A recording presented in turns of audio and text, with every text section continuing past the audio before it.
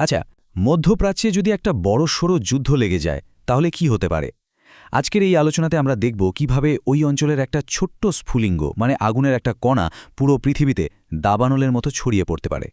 মূলত Iran, Israel আর আমেরিকার মতো দেশগুলো যদি একটা বড়সড় সংঘাতে জড়িয়ে পড়ে তাহলে সেটার প্রভাব ঠিক কতটা সুদূরপ্রসারী হবে সেটাই আমরা বোঝার চেষ্টা করব। তো আলোচনার শুরুতে চলুন একটু দেখে নিই এই যে অস্থিতিশীল একটা অঞ্চল, এখানকার মূল খেলোয়াড় কারা আর ঠিক কি ঝুঁকি এখানে জড়িয়ে আছে। ব্যাপারটা এমন না যে এই যুদ্ধটা শুধু ওই অঞ্চলের মধ্যেই সীমাবদ্ধ থাকবে। এর আঁচ কিন্তু এসে পড়বে সারা পৃথিবীর ওপর, আর শুরুটা হবে বিশ্ব অর্থনীতি দিয়ে। হ্যাঁ, প্রথম আর সবচেয়ে বড় ধাক্কাটা লাগবে কিন্তু বিশ্ব অর্থনীতিতে। জায়গাটার নাম হরমুজ প্রণালী। ম্যাপে দেখলে মনে হবে খুবই ছোট একটা জলপথ, কিন্তু ভাবলে অবাক হতে হয় যে এই একটা মাত্র জায়গা মানে একটা বিন্দু আমাদের সবার মানিব্যাগের উপর কতটা বড় প্রভাব ফেলতে পারে। দেখুন, ইরানের ভৌগোলিক অবস্থানটা এমন জায়গায় যে তারা চাইলেই এই চ্যানেলটাকে আটকে দিতে পারে, এমনকি পুরোপুরি বন্ধও করে দিতে পারে। আর যদি সেরকম কিছু হয় তাহলেই শুরু হবে একটা চেইন রিঅ্যাকশন। ব্যাপারটা অনেকটা ডোমিনো পড়ার মতো, একটা পড়লে যেমন বাকিগুলোও পড়তে থাকে, এখানেও ঠিক তাই। হরমুজ প্রণালী বন্ধ হলো, তেলের যোগান কমে গেল, দাম আকাশ ছুল, আর তার ফলভুক্ত হলো আমাদের সবাইকে, মানে দৈনন্দিন জীবনের খরচ বেড়ে গেল। মানে এর প্রভাবটা কিন্তু শুধু বড় বড় দেশেই নয়, বরং সারা পৃথিবীতে ছড়িয়ে পড়বে। জ্বালানির দাম বাড়বে, যাতায়াতের খরচ বাড়বে, খাবারের দাম বাড়বে, এক কথায় জীবনযাত্রার খরচ বেড়ে যাবে। আর এই ধাক্কাটা বাংলাদেশেও কিন্তু খুব ভালোভাবেই টের পাওয়া যাবে। এই তো গেল অর্থনীতির কথা, কিন্তু এখানে শেষ নয়। চলুন এবার দেখি কিভাবে এই ছোট সংঘাত একটা বিশাল আর ভয়ঙ্কর সংকটের দিকে ঠেলে দিতে পারে। এখানে দুটো সম্ভাব্য চিত্র তুলে ধরা হয়েছে। একটা হলো সীমিত আঞ্চলিক সংঘাত, আর অন্যটা হলো পুরো দস্তুর বিশ্বযুদ্ধ। পরিস্থিতি কতটা ভয়ঙ্কর হতে পারে ভাবুন তো একবার। আমেরিকা যদি এই যুদ্ধে সরাসরি জড়িয়ে পড়ে তাহলে কিন্তু রাশিয়া আর চীনের মতো দেশগুলো আর বসে থাকবে না, তারাও এর মধ্যে ঢুকে পড়বে। আর সবচেয়ে ভয়ের ব্যাপার হল, যদি পরিস্থিতি নিয়ন্ত্রণের বাইরে চলে যায় তাহলে পারমাণবিক হামলার ঝুঁকিও কিন্তু একেবারে উড়িয়ে দেওয়া যায় না।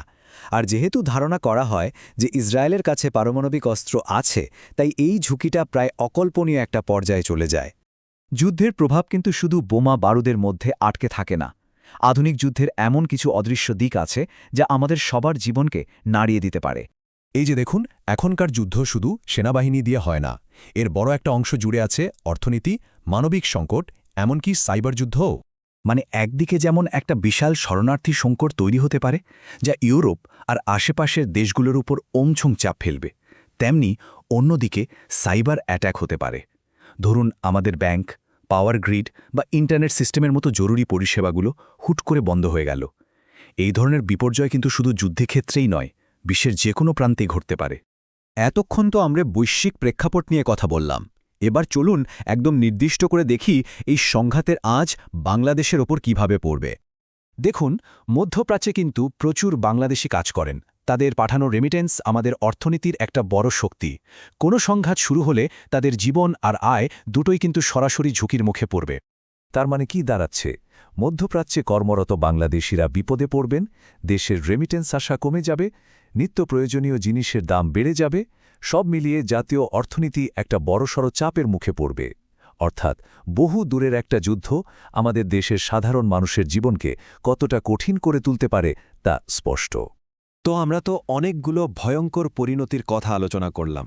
এখন প্রশ্ন হলো, এর মধ্যে কোনটা ঘটার সম্ভাবনা সবচেয়ে বেশি? হিমশিলটা ঠিক কি হতে পারে?